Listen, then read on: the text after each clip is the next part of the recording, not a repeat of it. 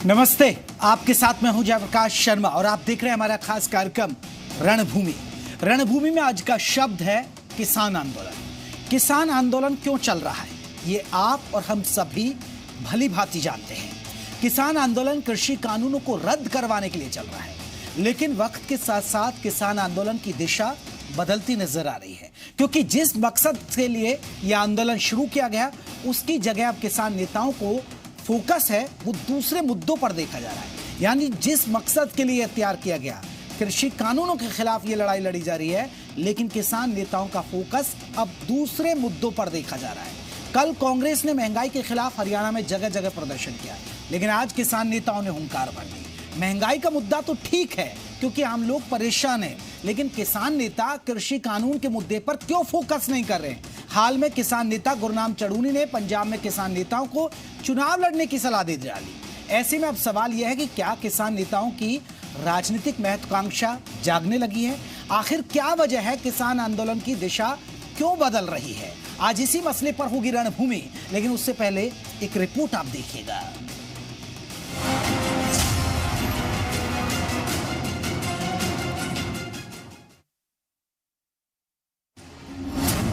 चढ़ूनी की चुनावी चाल पर घमासान।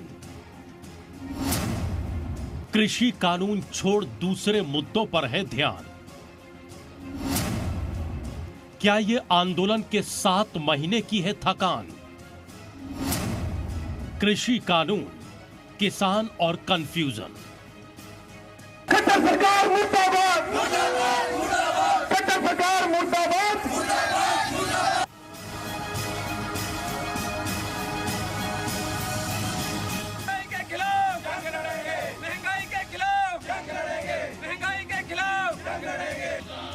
जी हां, अब किसान आंदोलन की दिशा पर सवाल उठ रहे हैं और उसकी वजह जरा इन तस्वीरों को देखकर समझिए।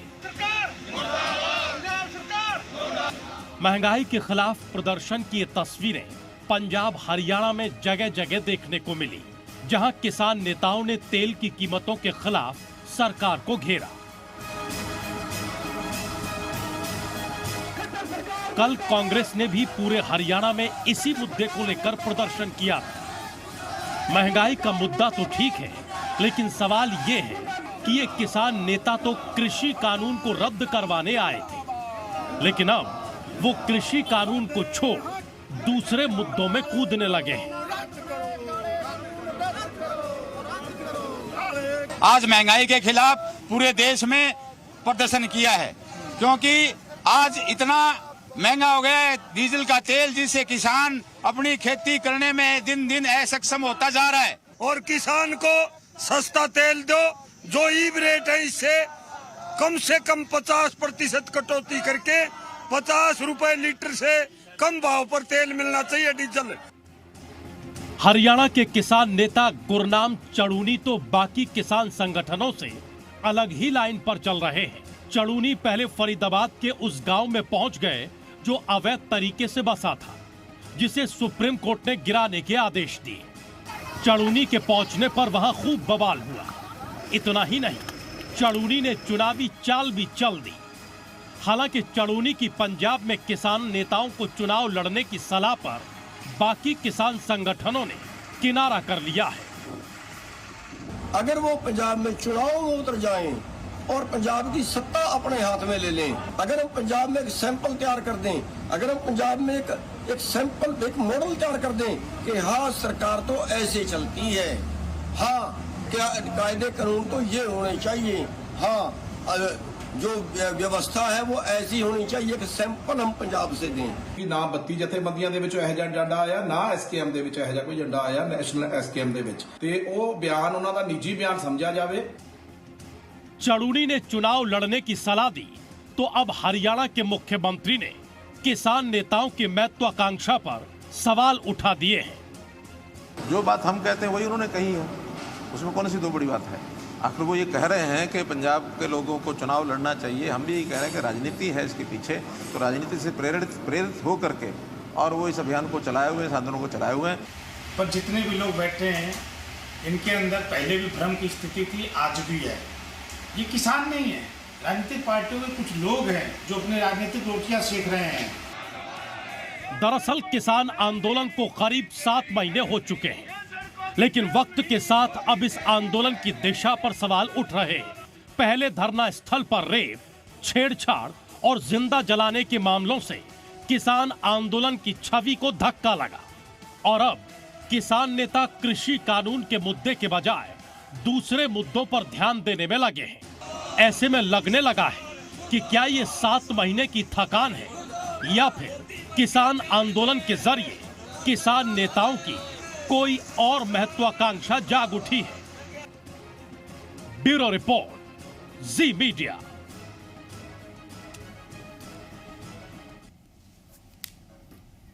तो सवाल यह है कि ये जो किसान नेता हैं, जो तमाम किसान बैठे हुए हैं, ये लड़ाई लड़ने चले थे कृषि आंदोलन की, यानी कृषि कानून है उनको रद्द कराने की लड़ाई लेकर चले थे। लेकिन हुआ क्या, अब दूसरे मुद्दों में घुसने लगे हैं किसान नेता। क्या इनकी कोई राजनीतिक महत्वाकांक्षा है? अब तो इशारा किया जा रहा है कि पंजाब में चुनाव लड़िए और एक सरकार बनाइए और एक उदाहरण पेश कीजिए। ये क्या मंसूबा है, ये बड़ा समझने की जरूरत है, क्योंकि जो असली किसान है, जो वाकई में धरने प्रदर्शनों में शामिल हो रहा है, उसकी आड़ में कहीं ना कहीं किसान नेता अपना फायदा तो नहीं ढूंढ रहे।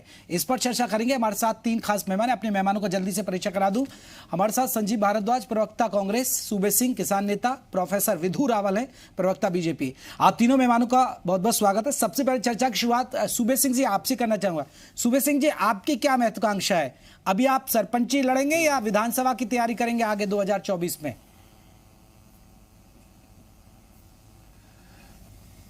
जयप्रकाश जी, इस वर्तमान सरकार ने हमारे शरीर पर कपड़ा नहीं छोड़ा, पेट में रोटी नहीं। अरे सूबे सिंह जी, आप पहले अपनी इच्छा बताइए। अभी खेती बाड़ी करेंगे, सरपंची करेंगे या विधानसभा का चुनाव लड़ने की इच्छा आपकी? सरपंची और विधानसभा तो बीजेपी और जेजेपी के लोग लड़ेंगे और उनको हम लड़ाएंगे। हम आपको साफ कह देना चाहते हैं, इन लोगों ने जो हमारी दुरुक्ति करी है इन 7 साल के अंदर, हम उसका व्याख्यान नहीं कर सकते। हमारे बच्चों की, मेरे पोतों की पढ़ाई इन लोगों ने छीन ली। मेरे खेत में जो ट्रैक्टर ले जाकर मैं खेती करता, उसमें तेल इन्होंने छीन लिया। इंजन चलाने में मैं सक्षम नहीं हूँ। इसके अतिरिक्त इन लोगों ने 84,000 किसानों से बिजली के कनेक्शन के लिए, ट्यूबवेल के लिए 50,000 से लेकर 5 लाख रुपए तक जमा करा लिए। एक कनेक्शन नहीं दिया, 3 साल हो गए। मैं ये बताओ, इलेक्शन तो क्या, मेरे पेट के अंदर रोटी नहीं है, मेरे बच्चों को शिक्षा नहीं है। हम 80 दिन से हिसार में धरने पर बैठे हैं। सूबे सिंह जी बहुत अच्छी बात उठाई आपने। सूबे सिंह जी, आपके दुख का मैं कदर करता हूं, और सर वाकई में आपने अब अच्छी बात उठाई कि आपके लिए रोटी नहीं है, तेल महंगा हो गया, सही है, ये बिल्कुल सवाल है। लेकिन अभी तो कृषि कानून तो आया नहीं जिसके लिए लड़ाई लड़ रहे हैं आप। आपको कृषि कानून ने तो इस हालत के लिए आपको नहीं कर दिया ना। एक बात बताओ जी। नहीं, ये इस हालत के लिए कृषि कानून तो अभी जिम्मेदार नहीं है ना। पहले ये बताइए ना, आप भी कृषि कानून तो जिम्मेदार नहीं है। हाँ। मैं आपको बताऊं, बिल्कुल कृषि कानून की आड़ में आप लोग कह रहे हैं, बीजेपी कह रही है कि आप राजनीति करते हो। ये 3 कृषि कानून, मुझे ये बताइए, राजनीति लाई है या और कोई लेकर आया? ठीक है, एक और सवाल फिर मैं बाकी मेहमानों को जोड़ूंगा। सूबे सिंह जी, आपके पोतों ने राजनीति करो, देश में बीजेपी, देश में जेजेपी, देश में कांग्रेस, मजदूर किसान राजनीति। सूबे सिंह जी, एक सवाल का जवाब दीजिए, बाकी फिर मैं बाकी मेहमानों को जोड़ता हूँ। सूबे सिंह जी, एक सवाल का और जवाब दे दीजिए। आपके परिवार ने, आपके पोतों ने, जिनका बार बार आप जिक्र करते हैं हर चर्चा में, उन्होंने आपको भेजा था कृषि कानूनों की लड़ाई लड़ने के लिए। तो आप क्यों मुद्दा भटक गए? क्यों आपके चढ़ूनी साहब कहते हैं कि चुनाव लड़िए पंजाब में, क्यों वो खोरी गांव पहुंच जाते, फरीदाबाद के खोरी गांव में, जहां सुप्रीम कोर्ट ने उसे गिराने के आदेश दिए हुए हैं? क्यों फिर सर आप महंगाई का मसला ठीक है, लेकिन आपका मसला तो ये लड़ाई लड़ना नहीं था, आपका लड़ाई का था कृषि कानून रद्द कराना। उसके लिए क्यों नहीं सड़कों पर आ रहे हैं आप? महंगाई तो ठीक है, इशू ठीक है, लेकिन आप तो आए तो घर से इसलिए थे ना, कृषि कानून को रद्द कराना है। तेल आप कृषि कानून के साथ स्कूल बंद कर दिए, मेरे पोते पोती की पढ़ाई बंद कर दी। आप ये बताइए, पानी नहीं है, इन समस्याओं के लिए मैं नहीं लड़ूं। वो गांव किसने बसाया? वो प्रॉपर्टी डीलर को नंगा करिए, उस राज को नंगा करिए। आप ये बताइए, उन गरीब लोगों ने, उन मजदूरों ने जो एक एक कोठरा बनाया, उनको उजाड़ने के लिए चल पड़े। वो राजनीति करें, और हमारा जो मजदूर भाई जो कारखाने में काम करता है, जो खेत में काम करता है, कंधे से कंधा मिलाकर चलता, उसको उजड़ने दे, उसको मरने के लिए छोड़ दे, तो मेरा कौन सीरी होगा? जर्मनी होगी, जिस तरह हिटलर ने एक एक चुनकर चारों कास्टों को खत्म कर दिया था। इस सरकार की ये पॉलिसी है, मजदूर को मारो अलग कर कर, किसान को मारो अलग कर कर। सुबह सिंह जी, यही तो कंफ्यूजन है, यही तो कंफ्यूजन है सर। आप अगर आप नहीं, फिर तो सुबह सिंह जी आपको राजनीति में आना ही पड़ेगा, क्योंकि आम आदमी की कौन सुनता है सर? फिर तो आपको राजनीति ज्वाइन करनी ही पड़ेगी, और आप सही दिशा में जा रहे हैं। चलिए, मैं विदु रावल, राजनीति करेगी, फिर कौन चलेगा सर? आप तो ऐसे लड़ते रहते हैं। करेगी जेजेपी हरियाणा के अंदर, किसान और मजदूर राजनीति से, फिर आप प्रेजेंट यही कंफ्यूजन नजर आ रहा है। विदु रावल जी, आप लोग क्यों कह रहे हैं कि ये राजनीति से प्रेरित है? तो ये सही मसले हैं जो किसान उठा रहे हैं। कृषि कानून तो है ही है, लेकिन वाकई में महंगाई भी है, ये मुद्दों से कहां भटके? देखिए, ये आंदोलन जब शुरू हुआ था तो इन लोगों ने एक तो अपनी मांगे लेकर जाता हूँ खेत तक। सुबह सिंह जी से निवेदन करूंगा कि मेरी बारी में वो ना बोले जी। ये जब आंदोलन शुरू हुआ था तो ये इन लोगों ने पूछना शुरू किया था कि जो एमएसपी हम लोगों को मिल रही है, जो एमएसपी किसानों को मिल रही है, वो एमएसपी बंद तो नहीं हो जाएगी? केंद्र सरकार ने कहा नहीं होगी। इन्होंने कहा लिखित गारंटी दीजिए। संसद के अंदर खड़े होकर पहले देश के कृषि मंत्री जी ने, बाद में देश के प्रधानमंत्री। आप कानून क्यों नहीं बनवा देते उसके ऊपर? एक क्या तकलीफ है बताइए मुझे। आप अपनी बारी में बोल चुके हैं, ये बारी मेरी है। कानून बनवा दिए जनाब, क्या तकलीफ आपको? एमएसपी किसान को 4 लाइन का संसद में क्यों नहीं प्रस्ताव ला कर देते? तो जब वार्ता शुरू हुई तो वार्ता में सरकार ने कहा ठीक है, अगर आप कोर्ट की बात कर रहे हैं तो ठीक है, हमने कुछ सोच कर ये डाला था, ये सोचकर डाला था कि किसान को कोर्टों में धक्के ना खाने पड़े, लेकिन कोई बात नहीं, अगर किसान संगठन इस प्रकार की मांग करते हैं तो हम उसको ऑनर करेंगे। हमने उस बात को मान लिया। उसके बाद इन्होंने कहा जी कि मंडियां बंद हो जाएंगी। मंडियों के अंदर जब बदस्तूर अच्छी खरीद हुई, बहुत अच्छी खरीद हुई, और मंडियों के नवीनीकरण के लिए केंद्र सरकार ने पैसा दिया, और उसके बाद जिस प्रकार से विधिवत रूप से अलग अलग तरीकों की जो सुधार किए गए मंडियों के अंदर भी, जैसे किसान के खाते के अंदर पैसा आना, उनका इन्होंने विरोध किया। क्यों विरोध किया? खैर, देश प्रदेश की जनता जानती है। आपसे बढ़ नहीं रहे। विदु रावल जी, क्या आपको लग रहा है कि वाकई में किसानों की दिशा भटक गई है? किसान आंदोलन की दिशा भटक गई है? विदु रावल जी, क्या आपको लगता है कि किसान आंदोलन की दिशा भटक गई है? आंदोलन ये कभी था ही नहीं जयप्रकाश जी, किसान आंदोलन ये कभी था ही नहीं। किसान का केवल नाम का उपयोग कर रहे थे। ये लुटेरों का आंदोलन है, ये चोर डाकुओं का आंदोलन है, किसान का नहीं है। बहुत सम्मान करती है अन्नदाता का नाम लेकर ये एक ऐसा आंदोलन चला रहे थे जिनके मुद्दे ही फर्जी थे, और जब उन मुद्दों की हवा निकल गई, वो पंचर हो गए, जब देश और प्रदेश की जनता के सामने सच्चाई आ गई और पता चल गया कि किस प्रकार कृषि सुधार कानून किसान के जीवन के अंदर एक बड़ा परिवर्तन लाने वाले हैं, उनको खुशहाल करने वाले हैं, तो अब ये अपने आंदोलन को जीवित रखने के लिए कभी धारा 370 को कसूरवार बता देते हैं, कभी खोरी गांव में पहुंच जाते हैं सुप्रीम कोर्ट के आदेशों के जो अनुपालना के लिए वहां कुछ काम हो रहा है उसको रोकने के लिए।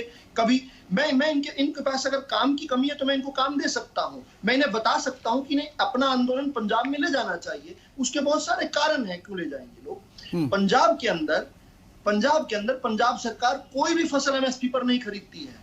हरियाणा की सरकार 23 फसलें एमएसपी पर खरीदती है। इन्हें वहां पर आंदोलन करके पंजाब के किसानों को एमएसपी पर फसल खरीदवाए जाने। ठीक है विदु जी, मैं आऊंगा, लौटूंगा मैं संजीव भारद्वाज जी को चर्चा में जोड़ लेता हूं। संजीव भारद्वाज जी, कांग्रेस कैसे देख रही है? देखिए कुछ बिंदु है, देखिए जिस मिशन को लेकर किसान नेता चले थे कि कृषि कानून रद्द कराने, लेकिन ये तो अब दूसरे मुद्दों पर भटक जाते हैं, कभी महंगाई को लेकर, कभी धारा 370 में कूद जाते हैं, कभी खोरी गांव पहुंच जाते हैं। अब देखिए चढ़ूनी साहब कह रहे हैं कि पंजाब में चुनाव लड़ लीजिए। ये आपको नहीं लग रहा है कि आप एक नजरिए से देखें तो आपको नहीं लग रहा कि जिस मकसद के लिए किसान इकट्ठा हुए, और हो सकता है जिसके लिए आप समर्थन कर रहे हो, उसके लिए कहीं ना कहीं किसानों की एक दिशा भटकी है, किसान नेताओं की खासकर। जयप्रकाश जी, मैं आपको बताऊं कि जो भी ये आज बात सुनने में आ रही है कि ये किसान नेता चड़ूनी जी ने यहाँ ऐसा सुझाव दिया है पंजाब के किसानों को, या ये फरीदाबाद पहुंचे हैं, मेरी तो इनसे एक ही सलाह रहेगी मेरी पार्टी की तरफ से और मेरे इंडिविजुअल जो राय है इनको, कि इतने किसानों ने सड़कों पे आके अपने प्राणों की आहुति दी है, तो अपने मकसद को, अपने गोल को बिल्कुल सुनिश्चित करके उससे भटके ना, उससे कोई भी इस तरह की बातें ना करें। जो बातें सामने आ रही, मुझे नहीं पता यहाँ बैठे हुए कि उन्होंने ये बातें किस संदर्भ में की भी है या नहीं की। अगर की है तो इन बातों से उनको बचना चाहिए, और ऐसी स्टेटमेंट इस वक्त जब इतने किसानों की कुर्बानियां दी जा चुकी हैं किसान कानून, ये काले कानून रद्द करवाने के लिए, तो ऐसी बातें इसके बीच में ना करें। क्योंकि आज सरकार बहुत धार्मिक प्रचार करते हुए, सरकार का पूरा प्रयास है, 100% प्रयास है कि जो किसान वहां बैठे हैं या जिन्होंने अपने प्राणों की आहुति दी है, उनको बदनाम करके, उनको किसान ही ना मान के लोगों के बीच में उनके खिलाफ नफरत पैदा करी जाए और इस आंदोलन को। तो संजीव भारद्वाज जी, यही तो हो रहा है ना, किसान नेता तो आपके पीछे पीछे चल रहे हैं। कल आपने प्रदर्शन कर दिया हरियाणा में, इन्होंने आज पूरे देश में प्रदर्शन बुला लिया। पंजाब हरियाणा में महंगाई के मसले पर, तेल की बढ़ी हुई कीमतों को लेकर आए, तो ये कृषि आंदोलन के लिए थे ना। जयप्रकाश जी, देखिए मैं आपको बताऊं, हम एक मुख्य विपक्षी पार्टी है, चाहे वो केंद्र में है चाहे वो प्रदेश के अंदर है। जब लोगों के अंदर इतनी त्राही मच गई है कि आप पूछें, आप देखें तो 12 गुना एक्साइज ड्यूटी ली जा रही है पेट्रोल पे, डीजल पे, और किस तरह से अलार्मिंग रेट्स है, पेट्रोल, डीजल, तेल, खाने की चीजें, दालें किस तरह से बढ़ रही हैं। 97% जनता देश की त्राही कर रही है, और मुझे बड़ी हैरानी हो रही है जो देश के इनके सत्तारूढ़ दल के जो महान नेता, चाहे वो सर ये तो विपक्ष की भूमिका है ना सर, इन मुद्दों के खिलाफ। फिर तो ये आपकी नौकरी खा लेंगे ना किसान नेता, तो फिर आपकी भूमिका निभा देंगे, फिर तो कांग्रेस की जरूरत नहीं ना फिर, इसका मतलब। जयप्रकाश जी, एक लाइन मैं आपकी बात का जवाब दूंगा कि इस तरह से लोगों के बीच में इतने रेट हर चीज के करके लोगों की मतलब आजीविका सब कुछ छिन गया, और फिर भी ये कह रहे हैं सब ठीक है। मुझे तो बड़ा ये हास्यपद बातें लगती हैं। बाकी अब जनता सब देख रही है और सब जानती है। जिस जनता ने इनको सत्ता दी है वो सत्ता से हटाने का भी अधिकार रखती है।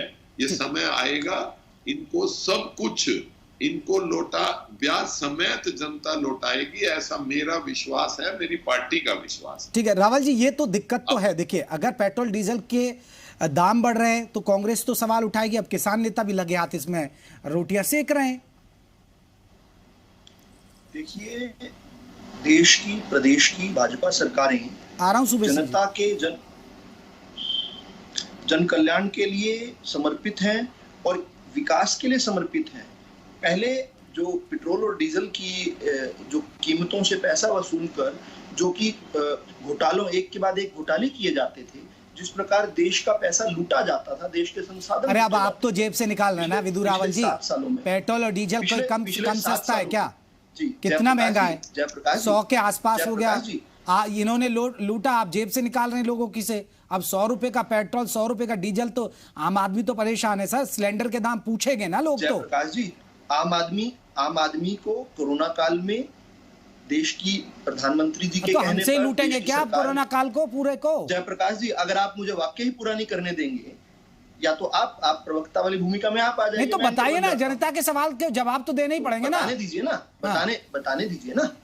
देश की 135 करोड़ में से 80 करोड़ की जनसंख्या को जब से कोरोना काल शुरू हुआ है तब से 2 अलग अलग पैकेजों में केंद्र की सरकार ने मुफ्त में राशन दिया है। वो पैसा कहां से आ रहा है? देश के अंदर जिस प्रकार से विकास कार्य चल रहे हैं, जिस प्रकार से 35 और 37 किलोमीटर प्रतिदिन की एवरेज से हाईवे बन रहे हैं।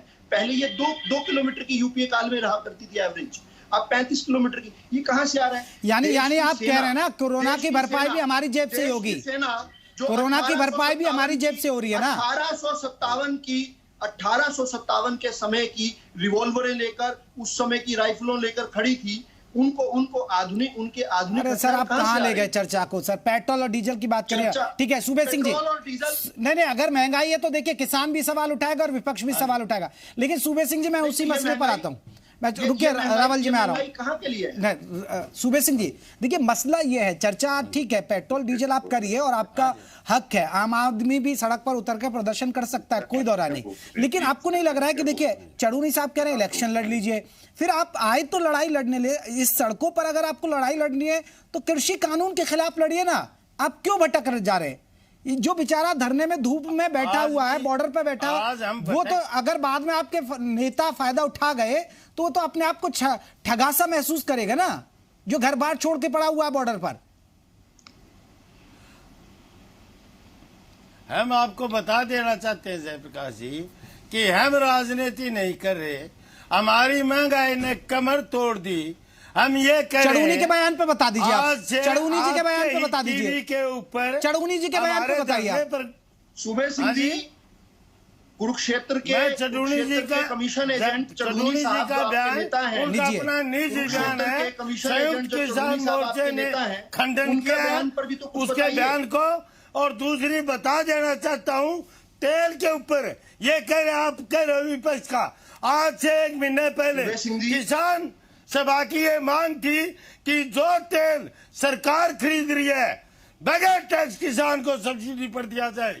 और हर रोज प्रेस के माध्यम से हम ये बात करते हैं 1 महीने से कि किसान, अरे हिंदुस्तान से तेल जाता है लंका के अंदर, वहाँ सस्ता है और हिंदुस्तान में महंगा है। आज किसान अपने खेत में अपना ट्रैक्टर नहीं ले जा सकता। बताइए आप अपने बच्चों को शिक्षा नहीं दे सकता। कभी आदरणीय है। अच्छा राजनीति करो, ये देश का जिस तरह से गन्ने को पीड़ा जाता है मिल के अंदर, किसान और मजदूर को इन लोगों ने उसी तरह पीट दिया जिस तरह तेल निकालता है। देश का इस सरकार ने इस देश के प्रधानमंत्री ने मजदूर और किसान का तेल निकाल दिया। आप बताइए किसान और मजदूर क्या इनके गीत गाएगा, इनका झंडा लेकर जाएगा?